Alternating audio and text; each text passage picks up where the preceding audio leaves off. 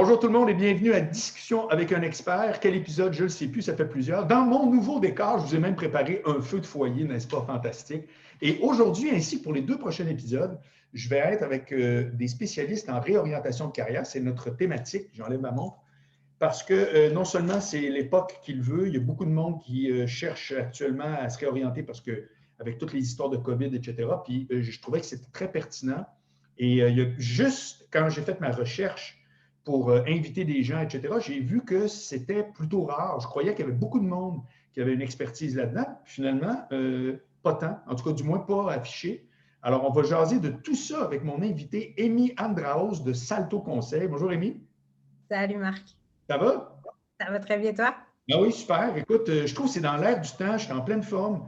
J'ai vraiment le goût qu'on couvre le plus possible de ce sujet-là qui, d'après moi, on est vraiment, écoute, je veux dire, le nombre de personnes qui doivent se poser des questions à savoir c'est quoi la pérennité de l'industrie dans laquelle ils sont. Est-ce qu'il y a des gens aussi, d'après moi, qui sont dans une industrie qui a quand même surfé sur une vague, mais qui, le confinement ou autre les a remis en question inévitablement. Alors, commençons par la présentation. Qu'est-ce qui t'a amené à développer une expertise en réorientation de carrière? Bien, peut-être que la partie la plus évidente, ça serait de nommer mon titre. Hein? Je suis conseillère d'orientation. Les conseillers d'orientation sont peut-être méconnus. On pourrait y revenir si tu le souhaites, mais qu'est-ce qui m'a Oui, amené, oui. moi, à choisir ce métier-là? Ouais. À la base, j'ai étudié en psycho. J'étais au bac en psychologie. Je trouvais ça super intéressant. J'étais vraiment curieuse, tu sais, de l'humain. C'est quoi ça, cette affaire-là? Puis le développement humain, puis les questionnements humains, puis les problématiques, les pathologies. Je trouvais ça super cool. Mais pendant mon bac, tu sais, je faisais plein d'autres affaires. Je jouais de la musique, puis là, je faisais des projets humanitaires. Puis, tu sais, je vivais comme d'autres expériences à l'extérieur de ce cadre super théorique qui était le bac en psycho. Puis pendant ces expériences-là, j'ai comme développé une espèce de soif de terrain. J'avais comme envie de concret, tu sais. Fait que, rendu à la moitié de mon bac, je me suis dit, je pense pas que je vais poursuivre en psycho. Je suis pas sûre que je vais faire le doc, tu sais. Je me demande c'est quoi les autres options. Fait que là, j'ai commencé à jaser avec le monde autour de moi. Puis là, à peu près toutes les idées que tu peux imaginer là, sont arrivées sur la table. Puis là, j'étais comme, oh ouais, je vais faire le certificat en publicité. Puis là, j'ai apporté toutes ces idées mélangées-là à mon père, qui était un homme, là, je cherche un bon mot pour pas que ma famille me chicane après, mais disons strict. Okay. Puis qui m'a regardé avec mes idées décousues basées sur rien, tu sais, puis qui était comme non, tu vas pas faire ça. Puis j'étais comme c'est moi qui décide, mais bon, voilà. Fait que il m'a dit OK, ben explique-moi pourquoi est-ce que tu prendrais ces décisions-là, et j'avais aucune explication parce que c'était pas réfléchi du tout. T'sais. Fait que j'ai dit mais l'affaire qui est claire pour moi, c'est que je sais pas quoi faire. Je sais pas vers quoi m'orienter. T'sais. Fait qu'il m'a dit il n'y a pas des gens là à l'université qui font ça, là, va donc rencontrer quelqu'un. Puis je me suis dit ah ben ouais, ben bonne idée. Fait quelques recherches, puis j'ai trouvé le service d'orientation à l'université à l'époque. Fait que j'ai été rencontrer un conseiller d'orientation. On était assis, on jasait, on faisait le processus d'orientation, puis j'étais comme, ben cool, qu'est-ce qu'il fait, lui? Je trouve ça full intéressant. Fait que je me suis mis à lui poser des questions sur son propre métier à lui. Il m'a décrit ça, puis j'étais comme, c'est comme, ça relie la psycho, que je trouve le fun, avec toute la partie super concrète du marché du travail, du contexte économique, de la réalité terrain que les gens peuvent vivre. Fait que j'ai trouvé ça super cool. Je me suis inscrite à la maîtrise, j'ai fait de la maîtrise en orientation, puis je suis devenue conseillère d'orientation. Et le Salto Conseil, c'est ta firme à toi? Oui, c'est ça. Salto Conseil, c'est ma firme. Bon, alors, moi, j'ai comme 3 blocs que je vais explorer avec toi. La première, c'est qu'est-ce qui fait que quelqu'un songe, à tort ou à raison, hein, parce que ça ne veut pas dire que parce qu'on veut le faire qu'il faut le faire, et puis tu pourras m'en parler. Qu'est-ce qui fait que quelqu'un veut se réorienter, changer de carrière, etc.? Deuxièmement, qu'est-ce qui fait que quelqu'un hésite à le faire? Donc là, on va toucher vraiment probablement des peurs qui font que la gestion du risque, etc., blablabla. Ça fait que ça, je pense que ça va interpeller les gens qui nous regardent. Puis finalement, j'ai vraiment le goût, parce que moi, quand tu me dis du concret, évidemment, c'est carrément le but du podcast. C'est quoi les démarches? Quelqu'un qui fait comme, regarde, là, moi, c'est clair, soit parce que je suis attiré vers autre chose ou que ça me gaze épouvantable, j'en peux plus. On part ça de où, là? C'est un peu les 3 zones. Donc, commençons par le début. On a tout notre temps. Qu'est-ce qui fait que quelqu'un veut changer de carrière, changer de chapeau, changer de case, souvent que j'appelle, se réorienter? C'est quoi les motivations que tu observes, règle générale? Bien, je pense que, puis là, je vais peut-être te fatiguer parce que je vais répondre ça souvent, ça dépend. Ça dépend parce qu'il y a autant de raisons de vouloir changer qu'il y a de personnes qui débarquent dans mon bureau. Des raisons que j'entends souvent, pour te faire un peu une image, ça va être un inconfort. L'inconfort, il peut être lié à un paquet d'affaires. Ça peut être que je m'ennuie, que j'ai plus de challenge dans ce que je fais.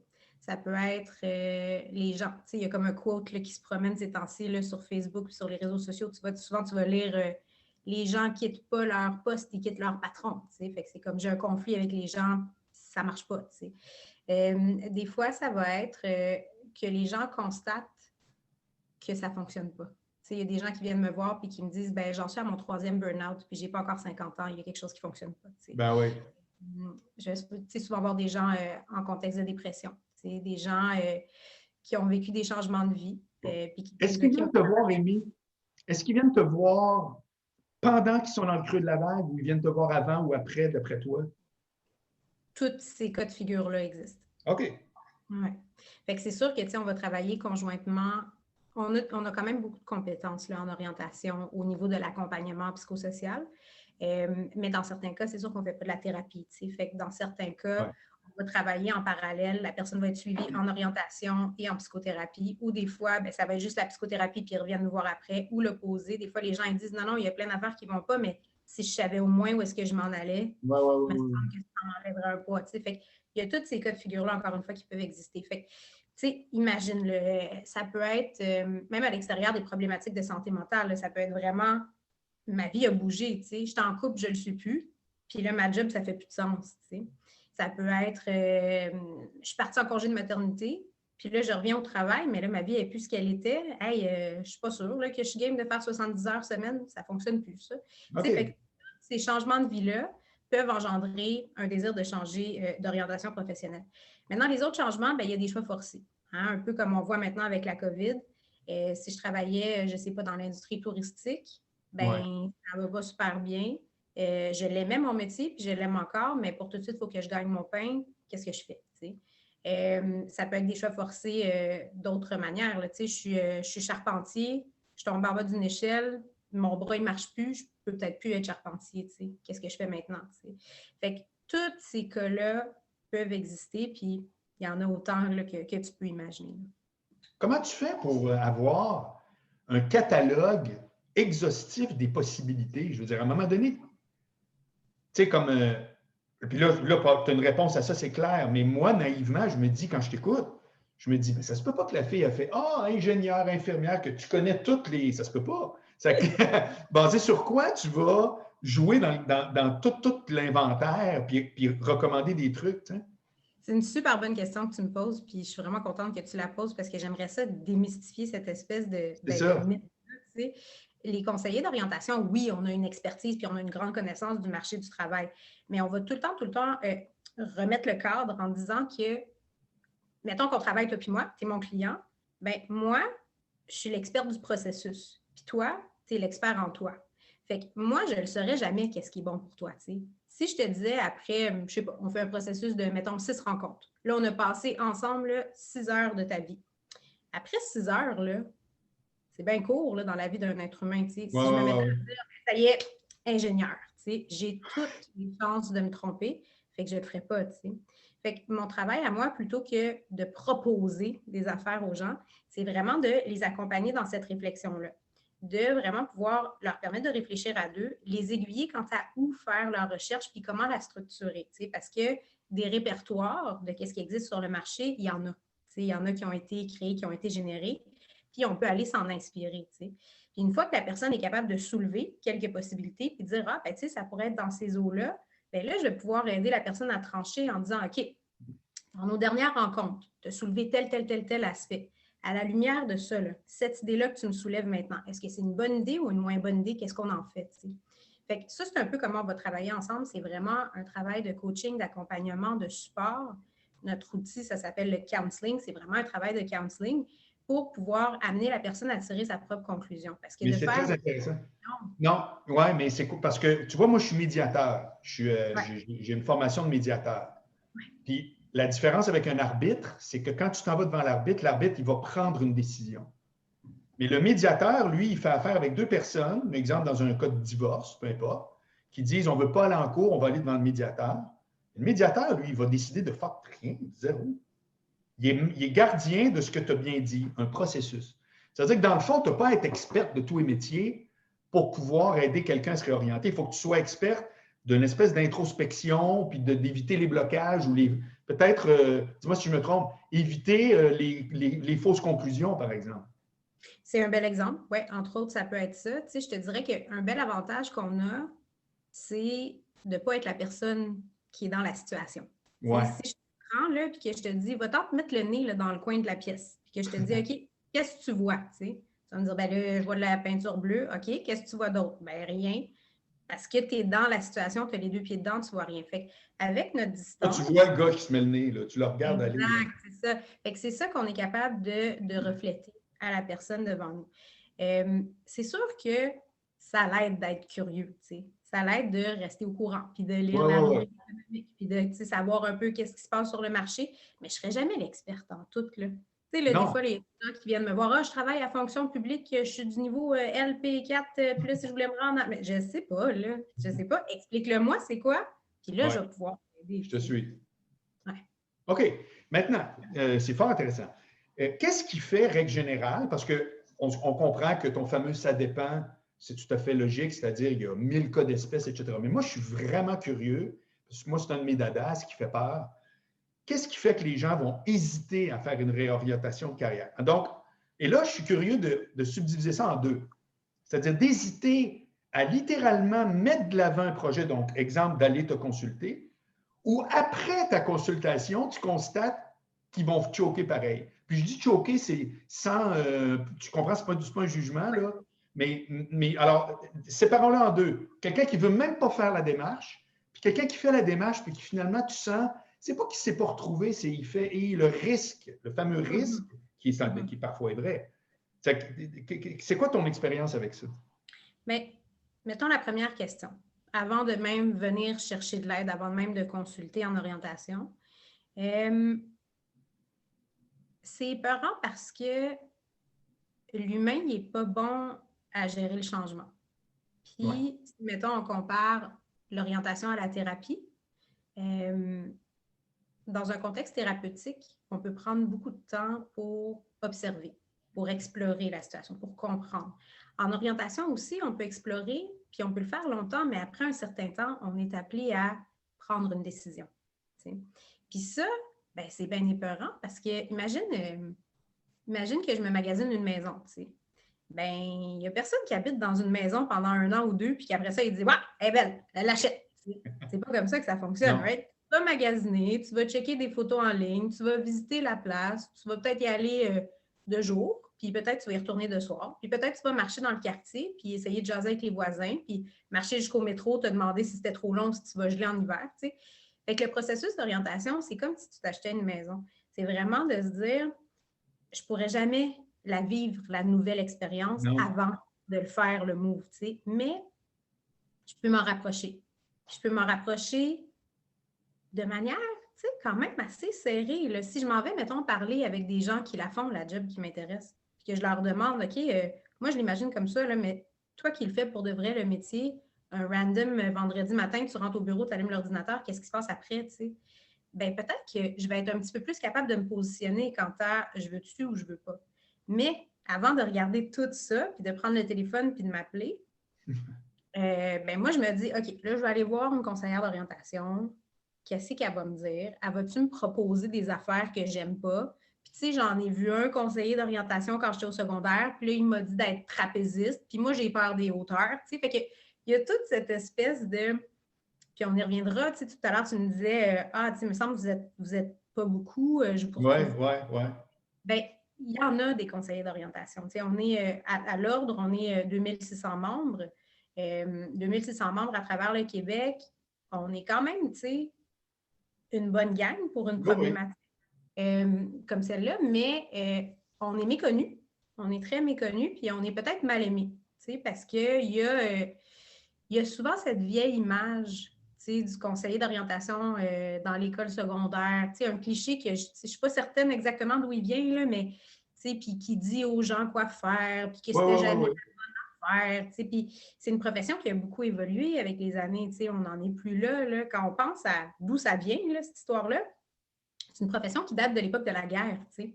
Les gens, ils s'inscrivaient à l'armée, puis là, on disait, OK, t'es bon à quoi? Tu vas faire quoi? Tu sais? Fait qu'on leur faisait passer une batterie de tests, puis là, on disait, aviation, tu sais, va-t'en faire ça.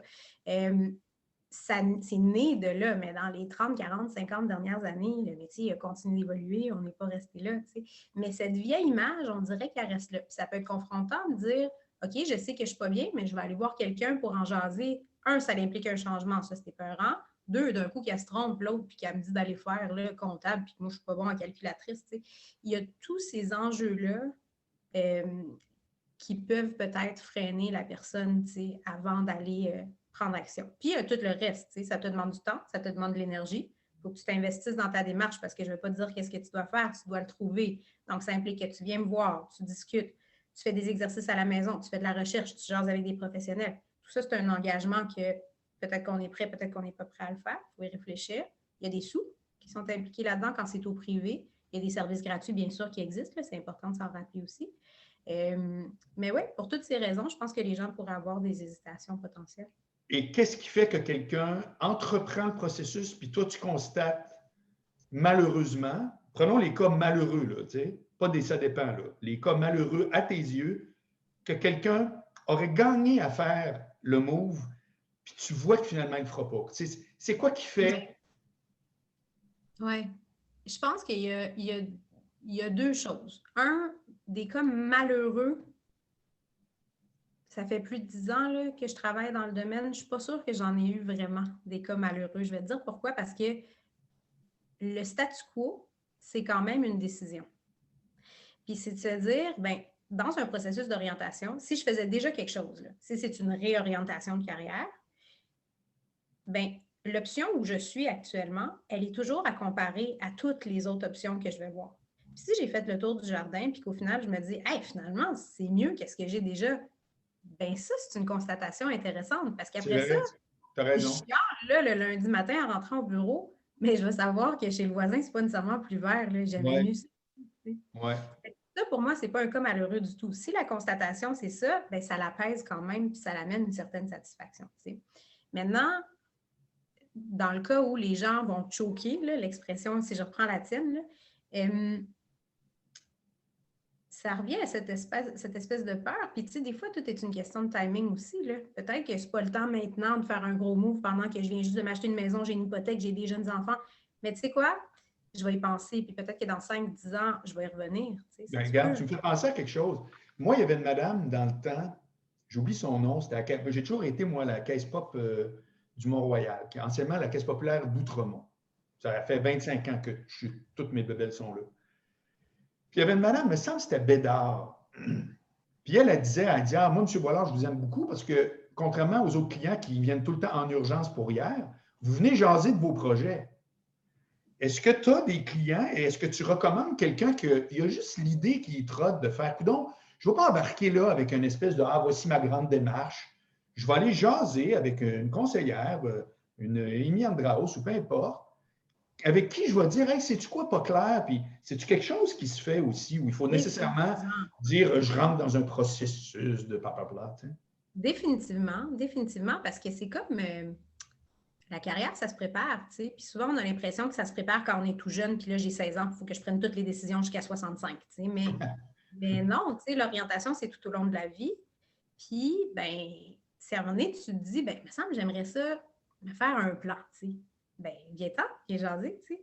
Puis, peut-être qu'il va changer ton plan, puis on s'en fout. Si tu vas avoir ça d'avancer dans ta réflexion, tu vas avoir ça de déjà fait. Puis, si tu as à réajuster des affaires dans ton plan, tu réajustes, mais tu as commencé à réfléchir, tu as découvert des outils ou faire de la recherche, tu as découvert, parce que le processus d'orientation, tu sais, c'est une méthode de réflexion, là, dans le fond. Peux-tu la résumer? Peux-tu résumer un peu ta méthode à toi, grosso modo? Grosso modo, là, imagine un processus en 3 grandes étapes. Okay? Une première étape, où est-ce qu'on essaye de faire le point? Où est-ce qu'on essaye de faire un genre de bilan? Okay? Où est-ce qu'on se dirait, OK, dans toutes les choses que tu as vécues dans ta vie jusqu'à date, ta scolarité, ta vie professionnelle, ta vie familiale, tes loisirs, tes amis, tes sports, tes engagements, tu sais, fait dans tout ça, là, dans tout ce que tu as vécu jusqu'à date, qu'est-ce que tu as aimé? Qu'est-ce qui était cool? Qu'est-ce qui était satisfaisant? J'allume juste ma lumière parce que quand on a commencé, il faisait clair, puis là, Oh, j'ai long. C'est fini, là. Bouge pas. Ben ouais, pas de trouble. Tiens, tu vois déjà, c'est beaucoup mieux. OK. Fait que ouais, fait que, tu sais, dans ce bilan-là, on commence par regarder qu'est-ce qui a été satisfaisant. Tu sais, qu'est-ce qui a fait que quand tu faisais ça, là, tu te couchais le soir puis tu disais ça, c'était une bonne journée. Tu sais. Fait qu'on trouve ces points-là, puis on commence à se demander, ben ces points-là, est-ce qu'ils pourraient être transposables sur le marché du travail ou est-ce qu'ils pourraient du moins me donner des idées ou des pistes, tu sais, quant au marché? Dans ce bilan-là, on se demande aussi, ben c'est quoi les choses que j'ai faites que j'ai vraiment pas aimées, que je ne veux plus jamais faire? Ouais. Puis, on se demande aussi, ben c'est quoi les choses que peut-être j'ai jamais touchées, mais que je serais curieux d'explorer un peu plus en profondeur. T'sais. Fait qu'une fois qu'on a tracé un peu les essentiels de la personne, on amène ça avec nous à la deuxième étape qui va être l'exploration. Fait que l'exploration, c'est de se dire, le marché est super vaste. T'sais. Il y a des milliers de jobs qui existent, puis il y en a encore plus qui ne sont même pas répertoriés, qu'on n'a pas de nom précis pour appeler ça, ces postes-là. Ouais. Fait que c'est facile de se noyer dans tout ça, mais de partir dans cette réflexion-là à travers la loupe de ce que toi, tu as nommé comme étant pertinent pour toi au départ, ça nous permet de restreindre les options et de faire une espèce de job de matching. Où est-ce qu'on ne veut pas se trouver juste un plan A parce qu'on ne sait jamais ce que la vie nous réserve. Peut-être qu'on se trouve un plan A, puis un B, puis un C, puis un D, quelques options qui pourraient être porteuses de sens pour la personne pour les amener avec nous à la troisième étape qui est l'action. L'action, c'est comme le plan de match. C'est vraiment l'étape où est-ce qu'on se demande, OK, ben, si je voulais me rendre là, à cet objectif X, comment est-ce que je fais pour me rendre jusque-là? J'ai-tu besoin d'un complément de formation? Je m'inscris où? Je m'inscris quand? J'ai-tu la note? J'ai-tu les préalables? Combien ça me coûtait? Combien de temps ça va me prendre? Toute cette réflexion, poutine logistique. C'est là qu'on se demande aussi, ben, si ce n'est pas de l'école, j'ai-tu besoin de retaper mon CV? J'ai-tu besoin de refaire mon profil LinkedIn? J'ai-tu besoin de faire du réseautage? Jaser avec du monde autour de moi? Puis c'est aussi à ce moment-là où est-ce que c'est super important d'aller vraiment valider, pas juste la faisabilité du projet, mais sa solidité. Fait que c'est là qu'on encourage les gens à aller rencontrer du monde sur le terrain, pour vraiment voir, OK, moi je l'imagine comme ça, mais toi, qu'est-ce que tu fais pour de vrai? Puis en jasant, on voit, ben, est-ce que ma vision est ajustée? Sinon, je réajuste. Puis là, à la lumière de ce que j'apprends maintenant, ça me tente-tu encore? Ouais. Puis tout ce processus-là, il n'est pas linéaire tout le temps pour tout le monde. Fait que peut-être je passe à travers ces trois grandes étapes-là, puis que je me suis dit, ah ouais, j'ai trouvé, je vais faire X, Y, Z. Ou peut-être que je me suis dit, ah man, les idées que j'avais en tête, finalement, c'est pas tout à fait ça. Puis peut-être je vais revenir en arrière, on va repartir en exploration, on va trouver de nouvelles idées, puis là, on va repartir encore une fois. T'sais. Fait que grosso modo, je te dirais, le processus peut ressembler à ça, mais bien sûr, il est toujours basé sur les besoins de la personne. Fait qu'il va toujours un peu se mouler à ce que la personne nomme comme étant inconfortable. T'sais. Je vais te poser ce que j'appellerais la question qui tue. C'est-à-dire que j'ai bien compris que c'est une job de coaching, d'accompagnement, de faire en sorte que les gens vont avoir des infos pour les aider. Donc, c'est la différence entre un coach et un expert. Justement, tu n'as pas à être expert de tous les domaines. C'est limpide. Maintenant, où places-tu dans ta relation avec ton client l'aspect faisabilité? C'est-à-dire que tu dis, écoute, à tout moment, on peut, c'est pas un truc à 16 ans que tu as l'affaire, ça peut être n'importe quand. Mais il y a aussi l'aspect faisabilité. Qu'est-ce que tu fais si tout à coup quelqu'un a une épiphanie, il jase, il fait tabarouette, et mis grâce à toi, je me suis trouvé, je veux être chanteur. Là, tu fais oui, non, peut-être, là, parce qu'il y a comme la réalité de. Où tu deals avec la faisabilité d'une réorientation? Fait que, tu sais, c'est mon rôle à moi de jouer le miroir, puis de dire, OK, parfait, tu vas être chanteur. Great. On va revenir à tes valeurs. Est-ce que tu m'as dit que tu avais une valeur de stabilité, de sécurité? T'sais? Là, tu m'as dit que pour toi, c'était bien important là, de savoir qu'à tous les jeudis, il y a tel montant qui rentre dans ton compte. Dans cette optique-là, cette idée-là que tu m'apportes, elle ne répond pas à ce besoin-là que tu as. Qu'est-ce qu'on en fait? Puis là, la personne, elle va me répondre. Il y a des gens qui vont faire oh, tu as raison, ça ne fonctionnera pas pour moi. Puis il y a des gens qui vont faire tu sais quoi? Ouais, j'ai cette valeur-là, mais avant cette valeur-là, là, plus haut, j'ai une valeur de liberté. Je veux l'essayer. Parfait. Maintenant, qu'est-ce qu'on fait pour ne pas oublier l'autre valeur de sécurité? OK, ben peut-être que je vais me trouver une job à temps partiel qui va me rapporter de l'argent en the side. Peut-être que je vais piger dans un fonds que j'avais mis de côté, puis là, je pense que c'est une bonne raison d'utiliser cet argent-là. C'est comme, on ne pourra jamais jeter par la fenêtre la faisabilité. C'est la vraie vie, là. Exact. Mais en même temps, le but, c'est pas juste de péter ta balloune. Si tu veux faire quelque chose, tu as besoin d'être conscient de ce que ça va te demander. Si tu en es conscient et que tu te dis quand même que c'est la meilleure idée pour toi, parfait, comment est-ce que tu vas faire? On va mettre en place un plan de match pour que ça soit atteignable. Si je me dis, je vais entreprendre des études qui sont dans le réseau privé et c'est super dispendieux. J'ai pas d'argent. Ben OK, mais comment tu vas faire? Fait que là, c'est pas dire tu peux pas, c'est dire OK, mais comment tu vas faire? Puis si on trouve des solutions, on trouve des solutions. Puis si on trouve pas de solution, ça veut dire que c'est peut-être pas une bonne idée puis que peut-être on a besoin d'en trouver une autre. T'sais. Fait que c'est toujours, revoilà encore comme l'idée de quelqu'un qui s'achète une maison. Si je te dis demain matin, hey Marc, je vais m'acheter une maison, j'ai trouvé la plus belle, elle coûte 4 millions de dollars. Moi, je ne peux pas me payer ça, tu sais. Ben là, il faut que je réfléchisse. Est-ce que je me dis que c'est une maison que je vais acheter avec 20 amis à moi, tu sais? Est-ce que je me dis que c'est une maison, ou est-ce que je me dis, hey, ça n'a pas d'allure, là, ça, 4 millions de dollars. Parce que c'est intéressant, parce que tantôt, tu faisais référence à l'ancien stéréotype du conseiller en orientation secondaire. Il n'y a pas de fumée sans feu, c'est parce que ça a existé. Des gens qui disaient, écoute, tu as passé ton petit test. En un mot, ce que j'aime beaucoup de ta démarche, c'est que c'est pas vrai que ça se rentre dans un fichier Excel. Mais on avait cette impression. Non, mais tu comprends? On avait cette impression-là au secondaire. Tu sais, réponds aux cases, puis finalement, il faut que tu sois, c'est très drôle, je la retiens, trapéziste. Là.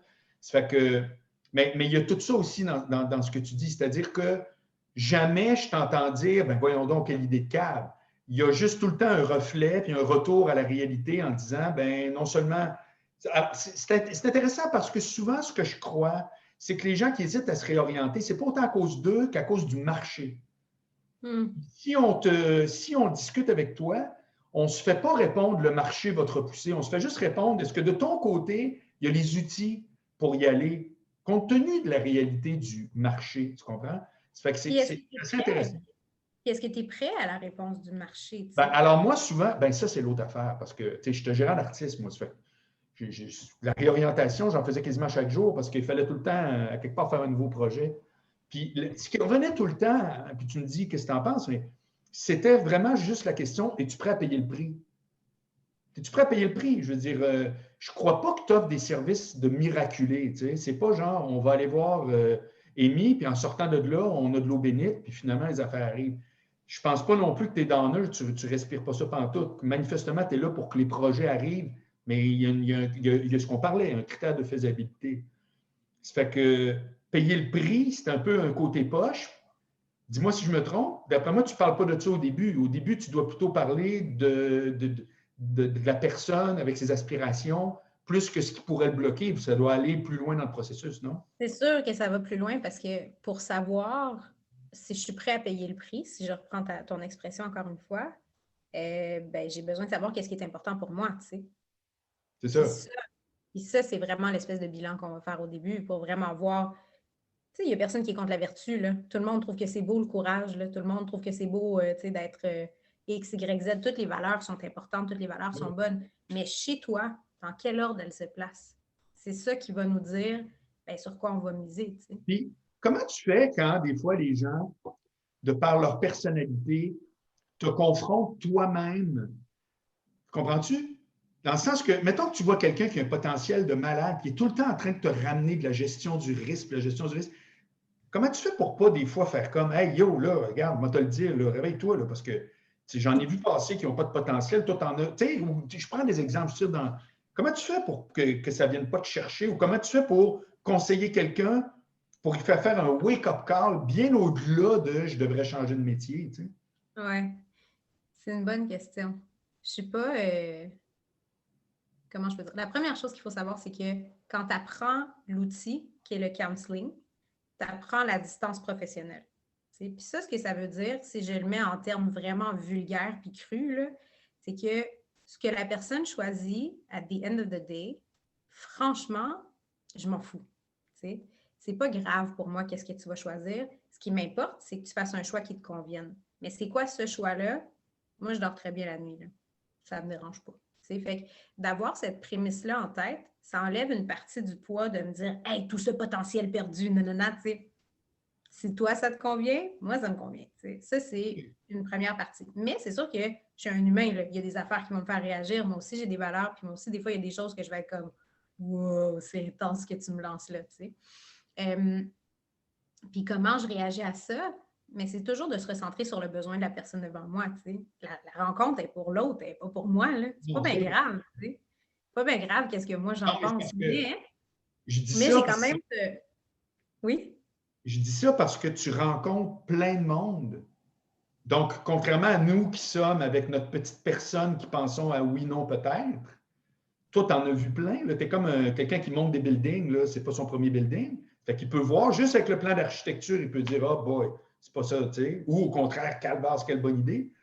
Fait que c'est juste, je me dis, Ouais. où est-ce que tu te permets d'intervenir quand tu vois quelqu'un qui est en train de s'enliser, peut-être, tu sais, je prends des cas plus difficiles pour faire une discussion, mais quelqu'un, par exemple, qui est en train de s'enliser vers une mauvaise décision, une réorientation que tu ne conseillerais pas, ou de refuser de le faire quand il devrait, comment tu peux, des fois, lancer ton message, tu sais?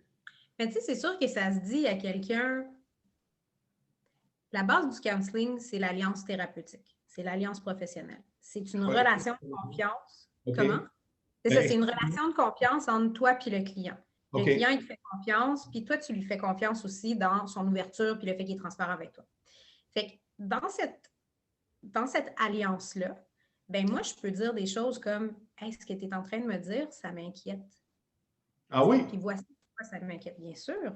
Tu sais, si OK. quelqu'un me dit, par exemple, quelqu'un, on fait une image, ce n'est pas quelqu'un en particulier, là, mais on fait une image, quelqu'un qui a vécu des burn-out successifs, puis qui me dit il faudrait vraiment que je bouge parce que je sais que si je reste ici, ça va se reproduire, il n'y a rien qui change dans ma situation.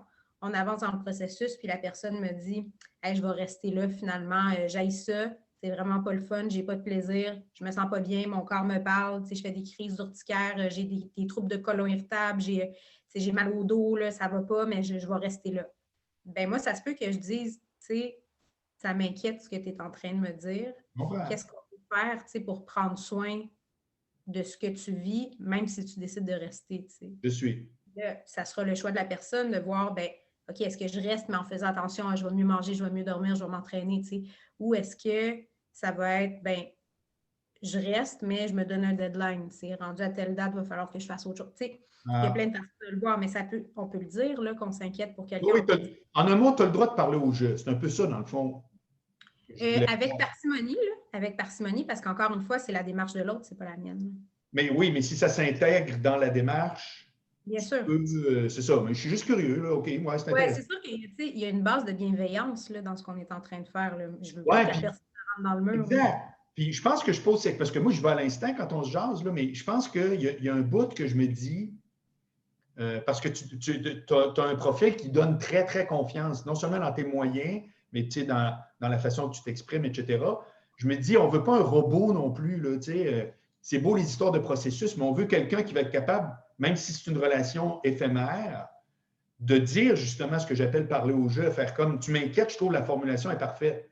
C'est pas un jugement, c'est pas une critique. Si tu parles de toi, tu fais c'est un peu inquiétant, etc. En tout cas, je trouve ça intéressant. Oui, puis c'est toujours de remettre en contexte dans l'histoire de la personne, parce que c'est pas tu m'inquiètes, c'est ça m'inquiète ce que j'entends. Tu vois la nuance entre les deux. Hein? Absolument, absolument. C'est très bon. Allons à la troisième section, c'est-à-dire dans le concret, quelqu'un qui nous écoute depuis tantôt qui fait tabarouette, ça me parle, je veux au moins littéralement amorcer cette démarche-là. J'ai des questions que je me pose. Là, c'est fini, j'arrête de tergiverser. Ça ne veut pas dire que je veux faire un move, ça veut dire que je veux explorer le truc. Dis-moi, c'est quoi les étapes? Tu prends ton téléphone, tu m'appelles. C'est quoi les étapes?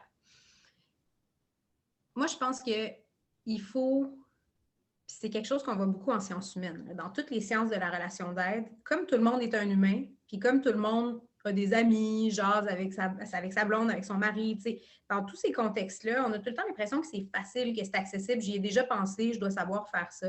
Bien, si c'était facile, une réorientation de carrière, on n'appellerait pas ça une réorientation de carrière. On dirait que les gens ont changé d'emploi. On dirait que Oui, les gens... c'est un Fait que bon point.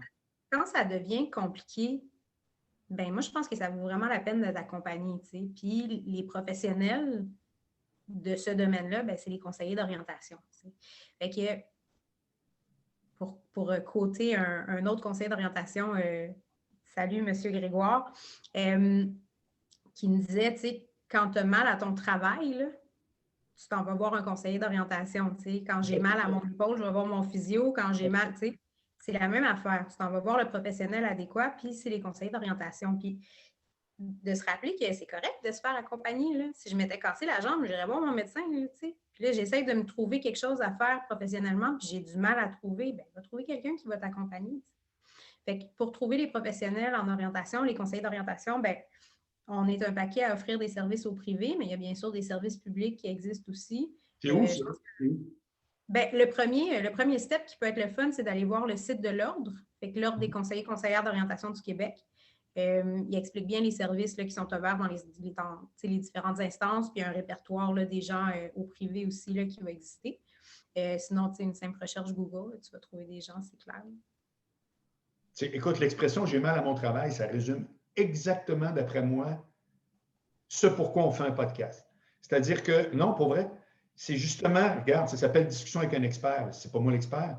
Cette phrase-là seulement, là, je vais la mettre dans le texte qui va amener le petit teaser qui amène à la vidéo complète. Puis ça interpelle tout le monde. Ça interpelle tout le monde. C'est vraiment, c'est top. Puis c'est là que tu vois que tu as les bottines à bonne place. C'est vraiment super. J'ai adoré mon entretien avec toi, Amy. Merci. Je trouve que tu es vraiment, en tout cas, toi, tu n'as pas besoin de te réorienter. Je prie que tu changes jamais de job. C'est l'exact contraire. Non, parce que c'est vraiment intéressant. Puis ça a répondu à plein d'affaires. C'est vraiment cool. Ça fait que, écoute, j'invite les gens à aller te voir. Toutes les coordonnées vont être dans le LinkedIn, etc., puis dans la vidéo sur YouTube. Est-ce que tu as un mot de fin en terminant? Un mot de fin en terminant. Je souhaite à tout le monde le courage de se demander s'ils sont où est-ce qu'ils ont envie d'être professionnellement. C'est drôle, ça ressemble à une phrase que j'avais déjà écrite dans un de mes livres. Puis je posais la question, est-ce que ta vie te ressemble? Il y a beaucoup de monde qui répondent non, puis c'est une question de base.